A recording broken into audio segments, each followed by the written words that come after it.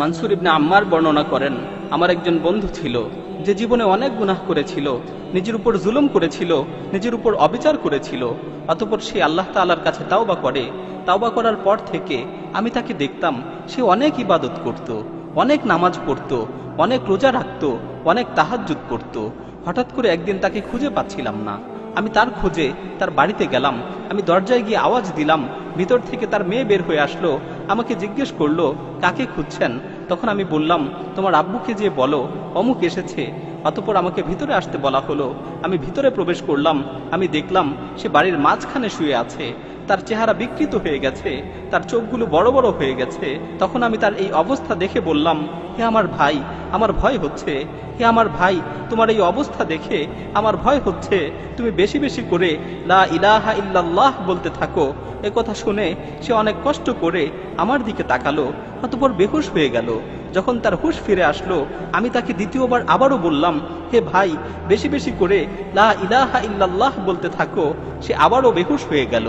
যখন তার হুঁশ ফিরে আসলো, আমি তৃতীয়বার আবারও বললাম, হে ভাই, বেশি বেশি করে লা ইলাহা ইল্লাল্লাহ বলতে থাকো।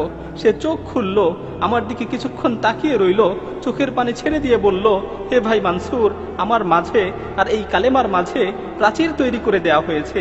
আমি ইচ্ছা করলেও এই কালেমা পাঠ করতে পারছি না। তখন আমি বলে উঠলাম, লা হাওলা ওয়ালা কুওয়াতা ইল্লা বিল্লাহ। আমি তাকে বললাম, তুমি যে এত নামাজ পড়তে, এত ইবাদত করতে, এত আমল করতে, এত তাহাজ্জুদ পড়তে, এগুলোর কি হলো? তখন সে বলল, তুমি যে আমাকে ইবাদত করতে দেখতে, আমি এর কোনো কিছুই আল্লাহর জন্য করতাম না। আমি আমার সকল ইবাদত, আমি আমার সকল আমল এগুলো মানুষদের দেখানোর জন্য করতাম। আর আমার তাওবা ছিল মিথ্যা তাওবা। আমি মানুষদের দেখানোর জন্য তাওবা করেছিলাম। আমি মূলত বাহ্যিকভাবে মানুষদের দেখানোর জন্য ইবাদত করতাম, কিন্তু আমি যখন একাকী থাকতাম, আমি আমার ঘরের দরজা বন্ধ করে দিয়ে মদ পান করতাম। আমি নির্জন মুহূর্তে বিভিন্ন ধরনের গুনায় লিপ্ত হতাম। আমার মনে আছে, একবার আমি খুব গুরুতর অসুস্থ হয়ে গিয়েছিলাম। আমার ধারণা হচ্ছিল আমি আর বাঁচব না। তখন আমি আমার পরিবারের লোকজনকে বললাম, আমাকে ধরে বাড়ির মাঝখানে নিয়ে আসো এবং আমার নিকট একটি কোরআন শরীফ নিয়ে আসো। অতঃপর তারা আমাকে ধরে বাড়ির মাঝখানে নিয়ে গেল এবং আমার নিকট কোরআন শরীফ নিয়ে আসলো। আমি কোরআনকে খুলে পড়তে লাগলাম এবং আসমানের দিকে তাকিয়ে বলতে লাগলাম, হে পরম দয়ালু আল্লাহ, হে পরম দয়ালু আল্লাহ, এই কোরআনের মাধ্যমে তুমি আমাকে সুস্থতা দান করো। আমি তোমার সাথে ওয়াদা করছি, আমি তোমার সাথে প্রতিজ্ঞাবদ্ধ হচ্ছি, আমি আর কোনোদিন গুনাহ করব না, আমি আর কোনোদিন গুনার দিকে পা বাড়াবো না। আল্লাহ তাআলা আমাকে সুস্থতা দান করলেন। যখন আমি সুস্থ হলাম, তখন আমি আগের মতোই আবারও গুনায় লিপ্ত হলাম। প্রতিনিয়ত গুনাহ করতে থাকলাম। আল্লাহর সাথে কৃত ওয়াদার কথা একেবারেই ভুলে গেলাম। এভাবে গুনাহ করতে করতে বেশ কিছুদিন অতিবাহিত হয়ে গেল। এভাবে আল্লাহর নাফরমানি করতে করতে বেশ কিছুদিন অতিবাহিত হয়ে গেল। অতঃপর আমি দ্বিতীয়বার আবারও অসুস্থ হয়ে পড়লাম। আমি কঠিন রোগে আক্রান্ত হলাম। আমার আবারও মনে হচ্ছিল যে আমি আর বাঁচব না, আমি আর পৃথিবীতে থাকতে পারবো না। তখন আমি আমার পরিবারকে আবারও বললাম, তোমরা আমাকে উঠানে নিয়ে চলো, আমার কাছে কোরআন নিয়ে আসো।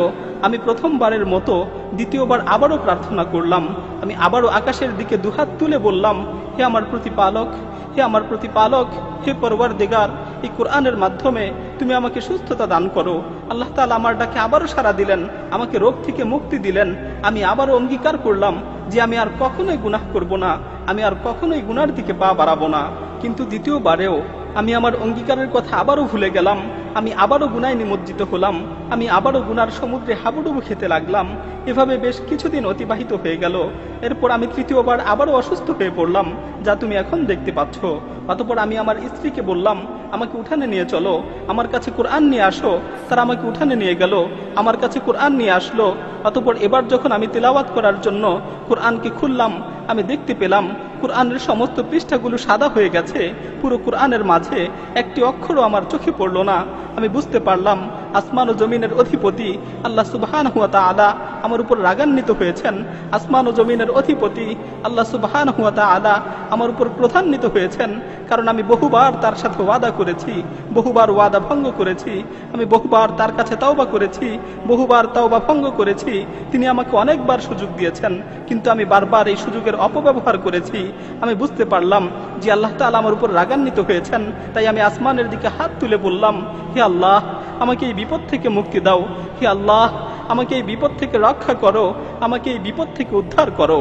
আমি যখন এই কথাগুলো শেষ করলাম, আমি শুনতে পেলাম কেমন যেন আসমান থেকে আমাকে লক্ষ্য করে বলা হচ্ছে, তুমি যখন বিপদে পড়ো তখনই আমার কাছে আসো, আর যখন বিপদ শেষ হয়ে যায় তখন আবারও গুনায় লিপ্ত হও। তোমাকে আমি কতবার বিপদ থেকে উদ্ধার করেছি, তোমাকে কতবার বিপদ থেকে রক্ষা করেছি, কিন্তু তুমি একবারও নিজেকে শুধরানোর চেষ্টা করনি। মানসুর ইবনে আম্মার বলেন, এ কথা শুনে আমি ক্রন্দন করতে করতে তার কাছ থেকে উঠে গেলাম। আমি যখন বাড়ি থেকে বের হওয়ার জন্য দরজার কাছাকাছি পৌঁছলাম, তখন পিছন থেকে সংবাদ আসলো সে মারা গেছে, সে মৃত্যুবরণ করেছে। সে তওবা না করেই মৃত্যুবরণ করেছে। তার মাঝে ও তাওবার মাঝে প্রতিবন্ধকতা সৃষ্টি করে দেওয়া হয়েছে। প্রিয় ভাই ও বোনেরা, আল্লাহ তাআলা আমাদেরকে তওবা করার সুযোগ দিয়েছেন।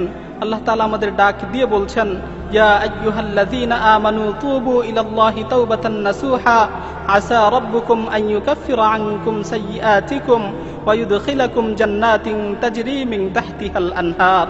হে ঈমানদারগণ, তোমরা একনিষ্ঠভাবে আল্লাহর নিকট তওবা করো। হে ঈমানদারগণ, তোমরা একনিষ্ঠভাবে আল্লাহ তাআলার নিকট তওবা করো। আল্লাহ তাআলা অবশ্যই তোমাদের গুনাহগুলোকে ক্ষমা করে দিবেন এবং তোমাদেরকে জান্নাতে প্রবেশ করাবেন, যার তলদেশ দিয়ে নহরসমূহ প্রবাহিত হয়। আল্লাহ তাআলা আমাদেরকে তওবা করার সুযোগ দিয়েছেন, কিন্তু আমরা এই সুযোগকে অবমূল্যায়ন করছি। আল্লাহ তাআলা আমাদের তওবা করার সুযোগ দিয়েছেন, কিন্তু আমরা এই সুযোগের অপব্যবহার করছি। এমন একটি সময় হবে যখন আমাদের মৃত্যু চলে আসবে, তখন আমরা তওবা করতে চাবো, কিন্তু আমাদের তওবা কবুল করা হবে না। আল্লাহ তাআলা বলছেন, ওয়ালাইসাতিত তাওবাতু লিল্লাযীনা ইয়ামালুনাস সাইয়্যাত হাত্তা ইযা হাদারা আহাদাহুমুল মাউত ক্বালা ইন্নী তুবতুল আন। আর এমন লোকদের জন্য কোনো ক্ষমা নেই যারা মন্দ কাজ করতেই থাকে, এমনকি যখন তাদের মাথার উপর মৃত্যু এসে উপস্থিত হয় তখন বলতে থাকে, আমি এখন তওবা করছি। প্রিয় ভাই, আর দেরি নয়, আসুন এখনই তওবা করি, সুযোগ থাকতে তওবা করি, সুস্থ অবস্থায় আল্লাহর দিকে প্রত্যাবর্তন করি।